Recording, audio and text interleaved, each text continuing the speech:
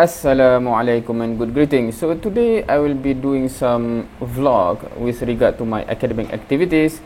The new semester have begun. This is the end of the second week actually, and I'll be going through the feedback from the students for this particular video from the first briefing session, inshallah.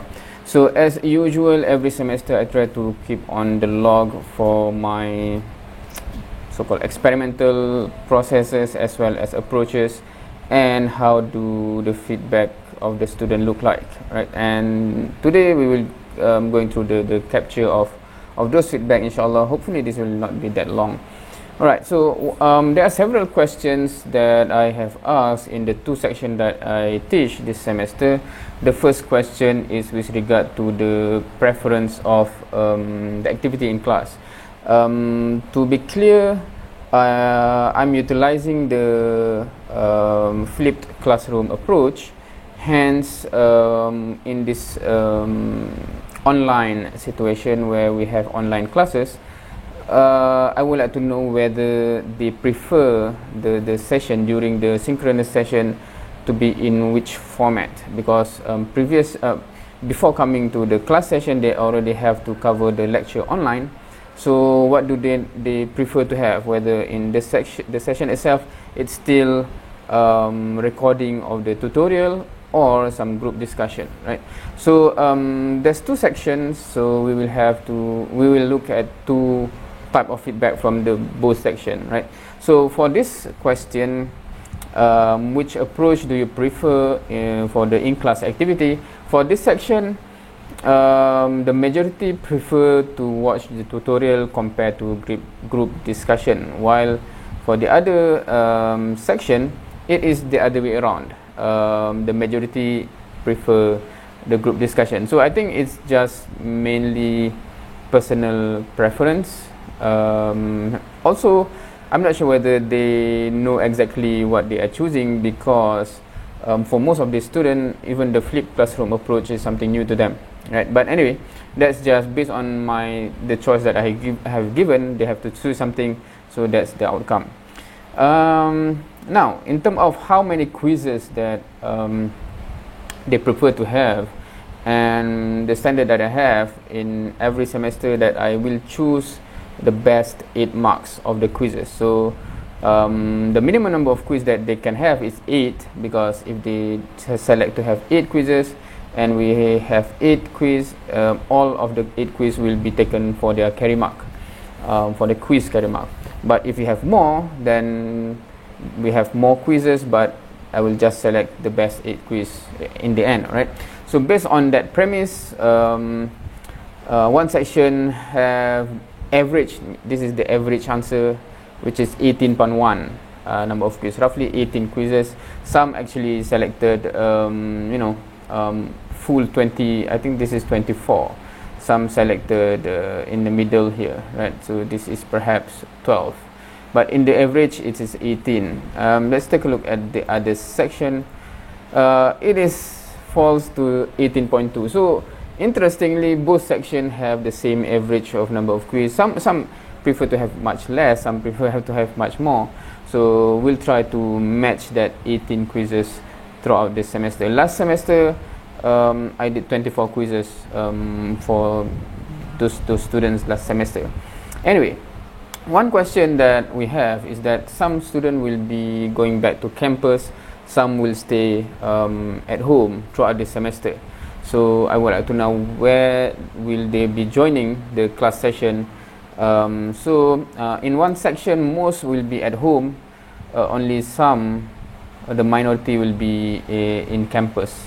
I think this weekend, when I'm recording here, is when the student that will be going back to campus is making their move, right? So for the other section, I think the trend is the same. So yeah, vast majority is going to be at home.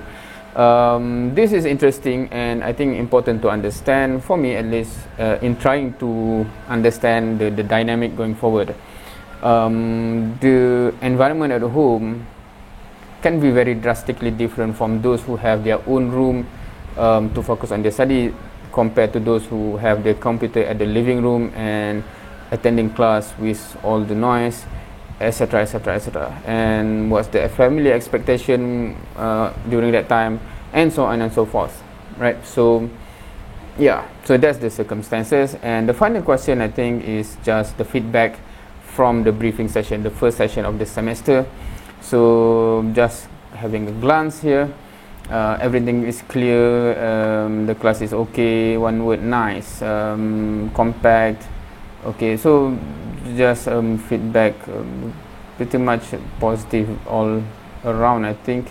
Interesting class, clear explanation, easy to follow, simple to follow. Okay, the other section, well organized. Is it possible if I want to be in the group session and watch tutorial? Okay, so there's a question. That's one thing I have noticed over time in this country. I'm not sure whether it's just student worldwide over or just in some countries. The student, even if they have question, even in during the session, be it even in a physical classroom or even online classroom, when we ask any question, no one want to confess they have question, even though they actually have. And then when we have open online anonymous, things like the feedback, suddenly they ask question there. Personally, I think students should learn to have more ownership and more courage, I think, in helping themselves through the learning process, and that's important going forward, because you have to have how to say, some sort of drive where you are not shy to learn. Anyway, so the rest is interesting. The survey really needed by the student.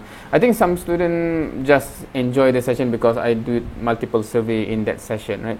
Which is not going to happen in the next class onwards, because the first session is more on briefing, more on getting feedback, and the rest mainly is delivering the content of the subject.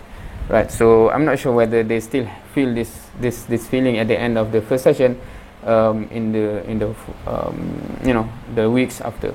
Anyway, what else? New learning method I have never heard of. Obviously, I think flipped classroom is still very rarely applied in this country, I think. Okay, what else? Survey will improve our quality study. Interactive class, okay, interesting. Sir, is it necessary to buy? That's another question. Sir, tumpang tanya. Okay, so there's several questions from this section, right? So that is interesting. I'm pondering on how to help the student to become more confident to ask a question in class. How to do that? Because we give a lot of opportunity. I try to open up opportunity.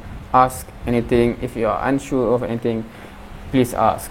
But only one or two students will tend to ask, and normally based on previous experiences, those are the students that tend to be quite well, to perform quite well.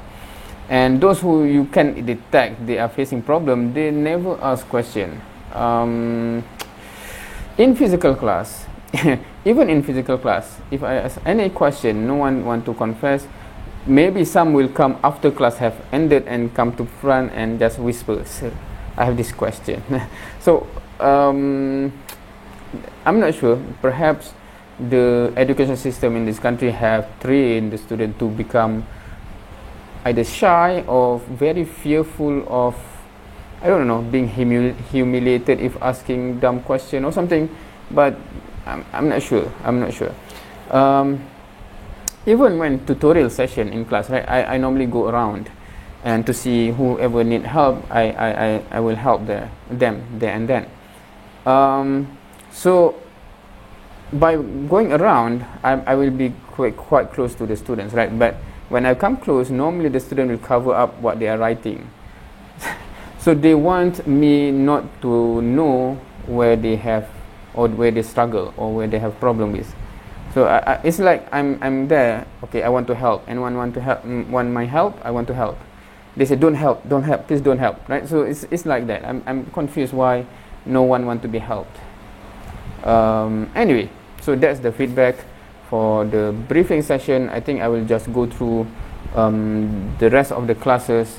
The feedback is not as much like this, but we will see whether they have any comments.